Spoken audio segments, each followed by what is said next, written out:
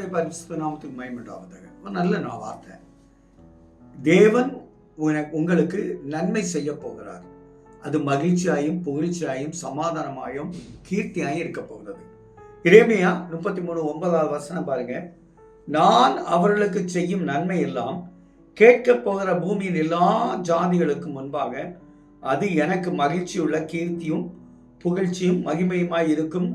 நான் அவர்களுக்கு அருளி செய்ய எல்லா நன்மை நிமித்தம் என் எல்லா சமாதானத்தின் நிமித்தமும் இவர்கள் பயந்து நடுங்குவார்கள் என்று இஸ்ரவேலின் தேவனாய் கர்த்தர் சொல்கிறார்.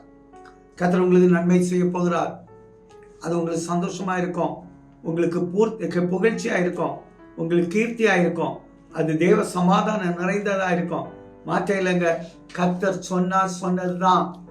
அந்த நன்மையை பாருங்க. ஆபிரகாமுக்கு ஒரு நன்மை செய்தார். ஒரு நன்மை ஆபிரகாம் செய்திருக்கிறார். எத்தனை நன்மை! ஒரு தடவை பஞ்சத்தின் நிமித்தமா ஆபிரகாம் மனைவியும் அபிமெலேக்கு என்ற அரசன் தஞ்சமாகிறாங்க. அவன் மனைவியை கூட்டிட்டு போயிட்டான். ஆண்டவர் அந்த ராத்திரியில, நீ ஆபிரகாமுடைய மனைவி நிமித்தம் நீ சஞ்சலப்பட போற, உன்னை கொன்னே போடுவேன், கொண்டு அவன் பொட்டாட்டி அவன் கையில விடுன்னு. இவ்வளவு அழகான வார்த்தை. அவனுடைய மனைவி அவன் கையில கொண்டு விடுன்னு பயந்து ஆயிரக்கணக்கான ஆடு மாடு எல்லாம் கொண்டு கொடுத்து கர்த்தர் அங்க கொண்டு கொடுத்தார்.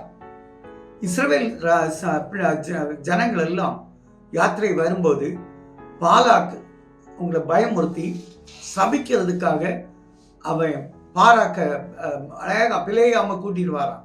எவ்வளவு வார்த்தை! ஆண்டவர் சபிக்க உள்ள பாருங்க. தேவன் அருளும் யாக்கோபே உன் கூட இருக்கணும் ஆசீர்வதிக்கிறார். அதே போல கர்த்தர் இன்று உங்களை ஆசீர்வதிக்கிறார்.